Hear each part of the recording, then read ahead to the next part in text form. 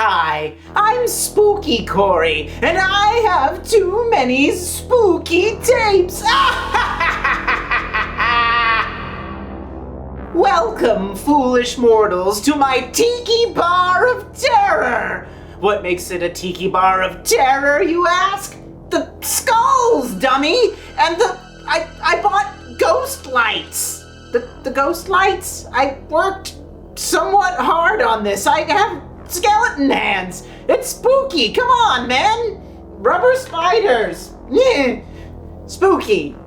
You thought you could get rid of me, huh? Thought you could skip another year of spooky VHS tapes by making a video essay about something entirely not spooky, like, what did we cover? Jason X? Did they even make a VHS of that? That's not the point, though. It's more goofy than spooky. That's mission drift. Hit the fog machine. What? The fog machine is lost? Storage unit? But it's Halloween! What kind of rinky-dink Tiki Bar of Terror are we running here anyway? You know what? Because we skipped a year of tapes, we're going to have to look at one that has something extra spooky in it. Like a clown. But a clown isn't enough on its own. It's plenty spooky, yes, but we need something spine-tingling, and there's nothing spookier than branded content! Out of nowhere, let me just take a handful of these delicious McDonald's French fries. Oh God! They're stone cold! No! My taste buds! Oh, my taste buds! Oh, God!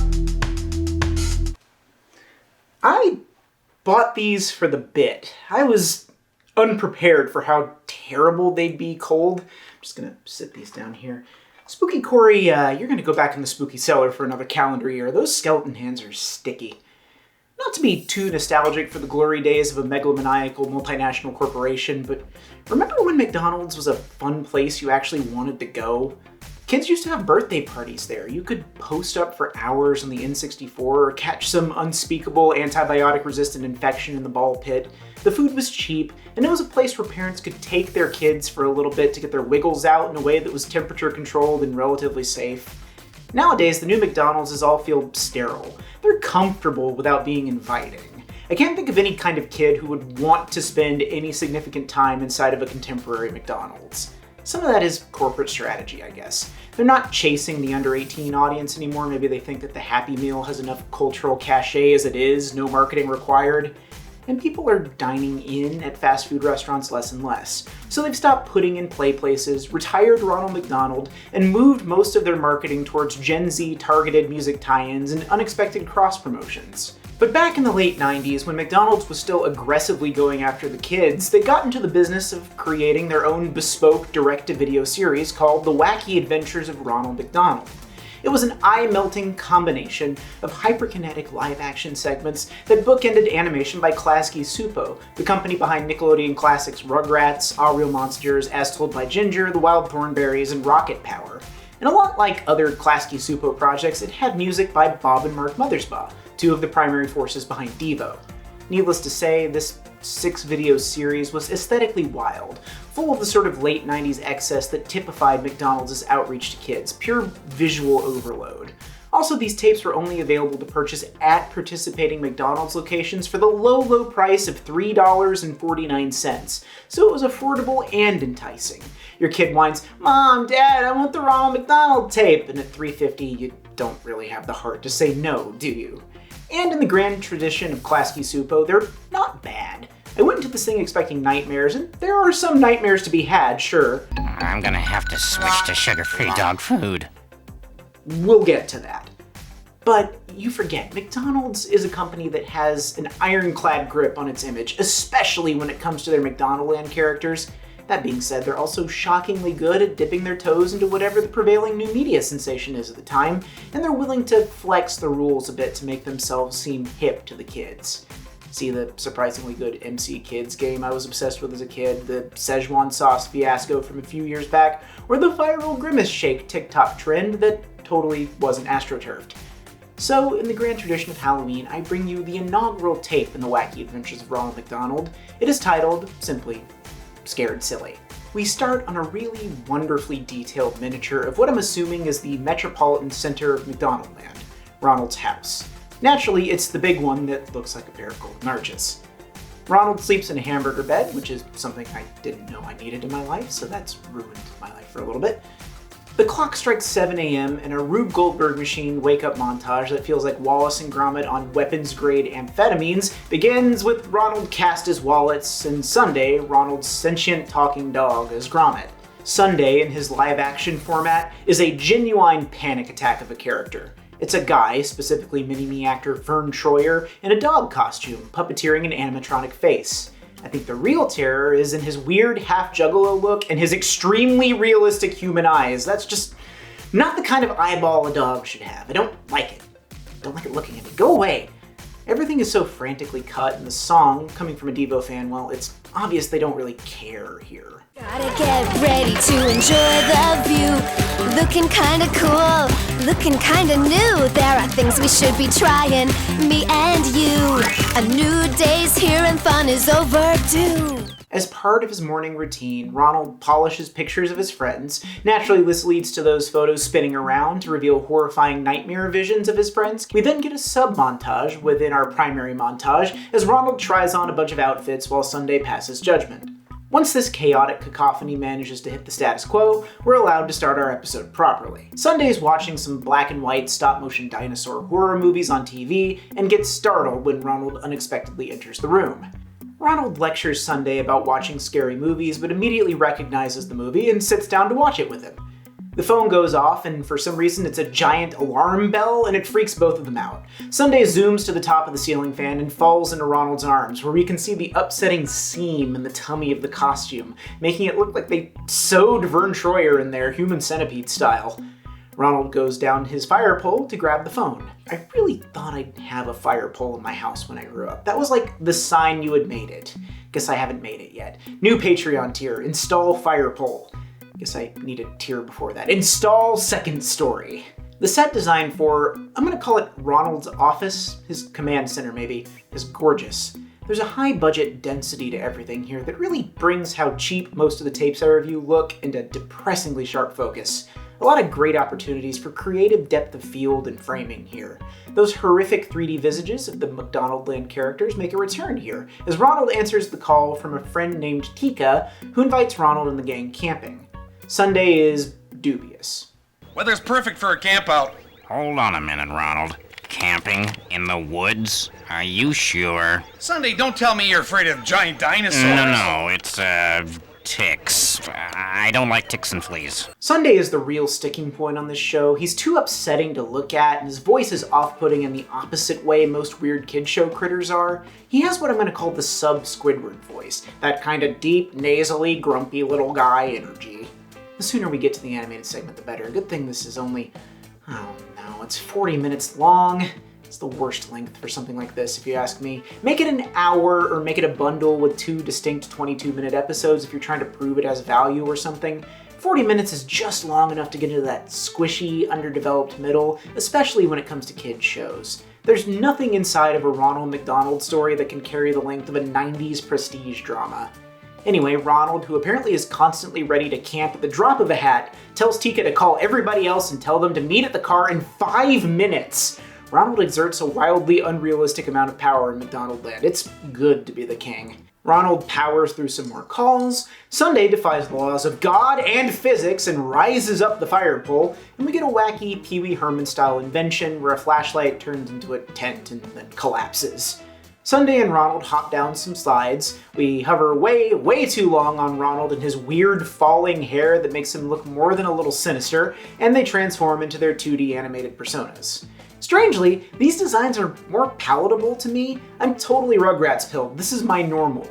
Even with his creepy black line teardrops, this version of Ronald is zanier, friendlier even, and Sunday just looks like a wacky animated dog sidekick. Now we're cooking.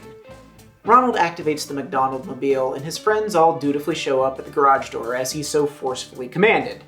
This leads to protest from the sentient car, who was already loaded down with camping supplies. Hold on a minute, I'm carrying all of you? You're the car? Well, don't blame me when I sprain an axle. Just what we need. Dual airbags and an attitude problem. I hope you leased. Sunday has no room to speak in this conversation attitude-wise. That being said, it does follow the cardinal rule of 90s cartoons. Toe. Tude over everything. Everything is alive, everything is sarcastic, everything is put upon, everything has tude. The crew get in and drive to the forest. This takes a while. This is what I'm talking about pacing-wise. The dialogue-free highway shot that reuses Rugrats library music is 13 seconds long. That is an eternity for a young attention span. This thing is padded beyond all belief. Maybe it's a time to rest and recover, because we're in for the hook of this episode. Tika regales the crowded car about the far-flung phantom, the ghost that haunts campers in the far-flung forest. The crowd is scared, sure, but Tika really should have saved this story for the campfire. You could have chilled them to the bone. Are you afraid of the dark style? Ronald distracts everyone with a musical number.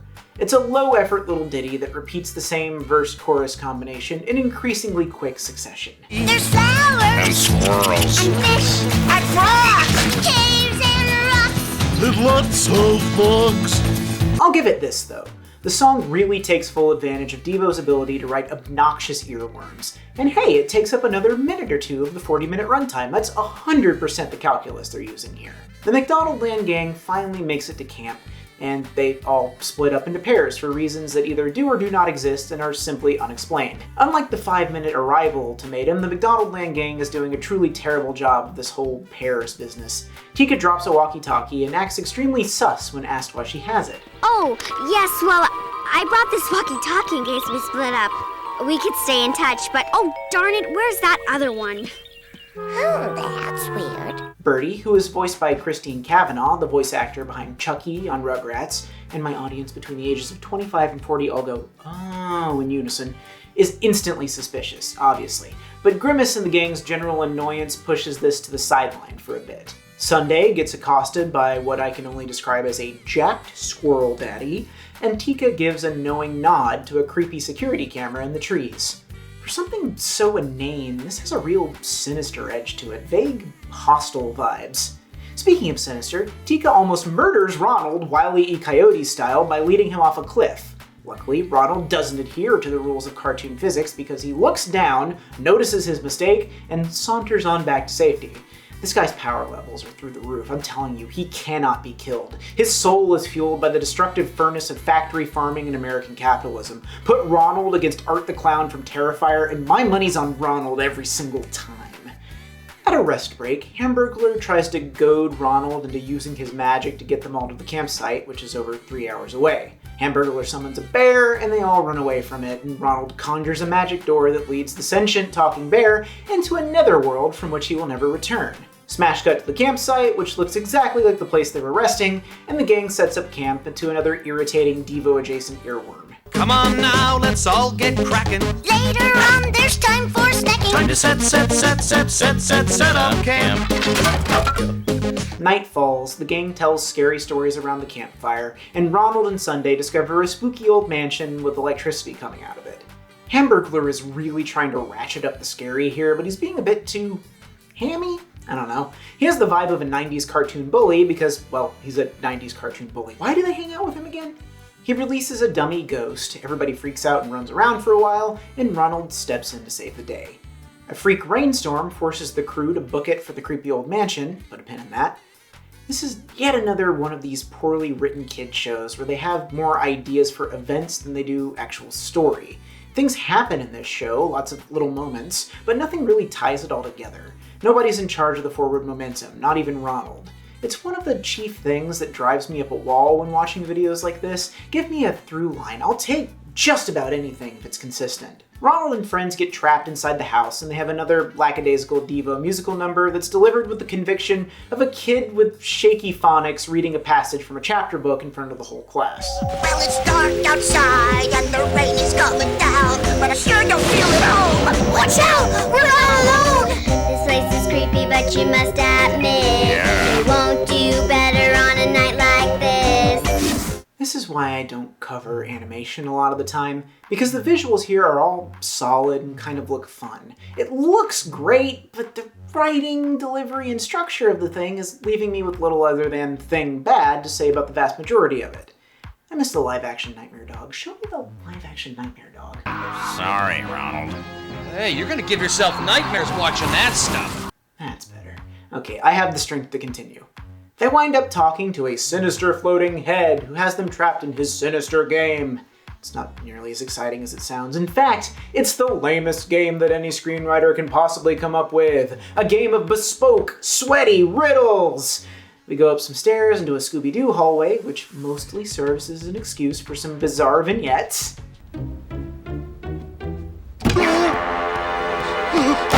Okay, so we've established Ronald has magic, and the bear from earlier has ended up inside this house. Can't we just magic our way out? Can we be done, please, for me? We get a rotating bookshelf, which is par for the course, honestly. What purpose does a bookshelf have if not to comically conceal a hidden laboratory? Unfortunately, that leads nowhere because the writers have instead decided to trap them in a hall of mirrors instead, and Ronald gives some solid advice about finding your way out of one. You just start walking with your left hand touching the wall to your left. What does that do? Well, you might have to walk through the whole maze, but if you don't ever lift your hand from the wall, eventually you'll find your way out.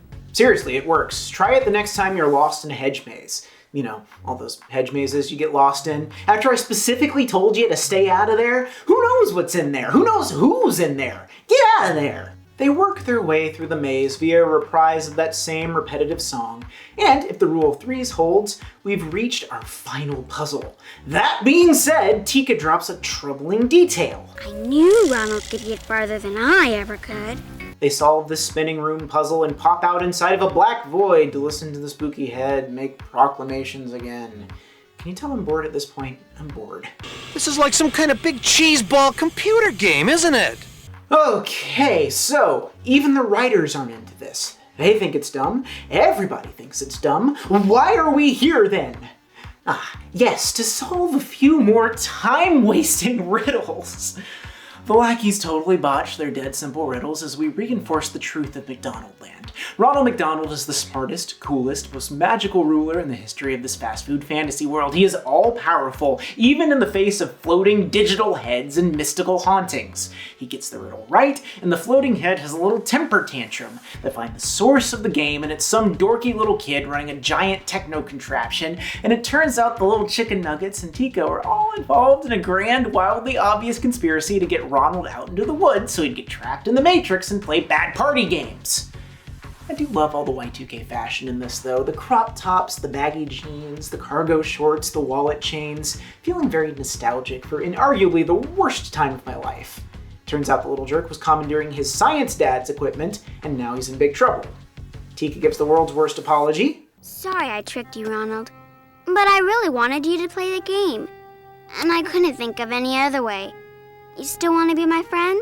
Sure. You still want to go camping? Tika, I gotta say, I think the best way to get Ronald to play a fun VR game with you is to say, "Hey Ronald, want to play a fun VR game with me?" The man seemingly doesn't work. He's the idle rich. He probably already has a huge VR room in his enormous downtown home. No need to drive out to the countryside. Science Dad drives everybody back to camp, and as we fade out of the animated portion of the story and back into live action, we forget all about the far-flung Phantom through line. Never brought up again, not relevant, doesn't exist, just a story. And already this feels better. Right, even. I'd love 20 to 40 minutes of this live action McDonald Land interpretation. That being said, there are some weird elements here. For instance, as they sit there and watch TV in their jammies, they try to pass a jump cut off as a rack focus, and it's obvious that it's two different shots with two different lighting schemes.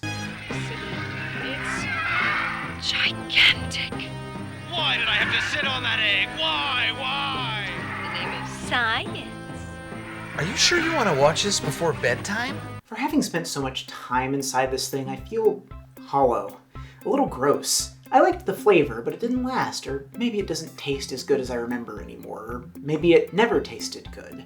The Wacky Adventures of Ronald McDonald mostly makes me feel like I just scarfed down a ton of empty calories, and now I want to take a nap in a hamburger bed, wake up an hour past my alarm, and wonder what year it is. Is this the worst thing in the world? Absolutely not. Is it a lost masterpiece? No. Is it worth the $3.50 your parents paid for it to shut you up, though? Depends. Did it shut you up? Did you enjoy it? Do you now find yourself an adult with an irrational and emotional connection to the McDonald's Corporation that can't be explained by the quality of their food? If so, you may be entitled to financial compensation. Just get another one of these fries real quick. Did not get better.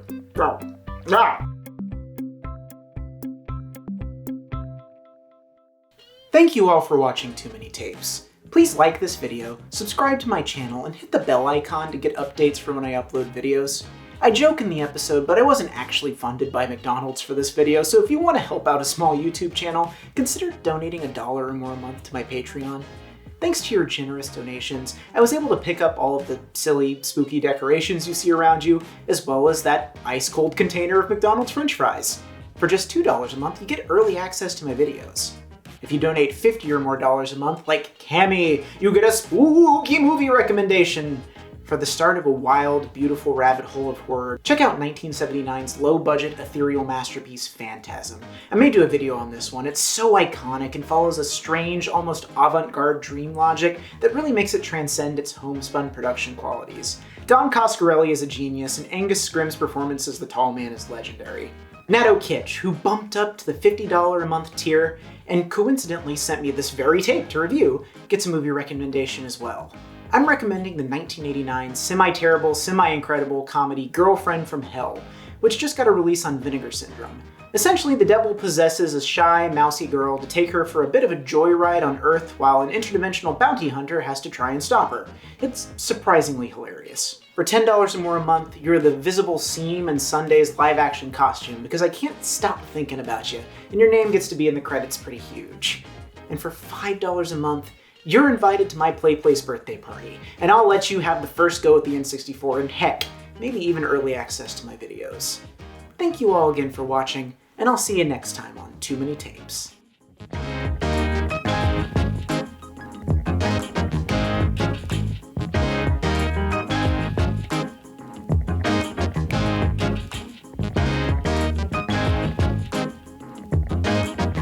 Out of nowhere, let me just... Oh, it's very difficult to manage with these hands.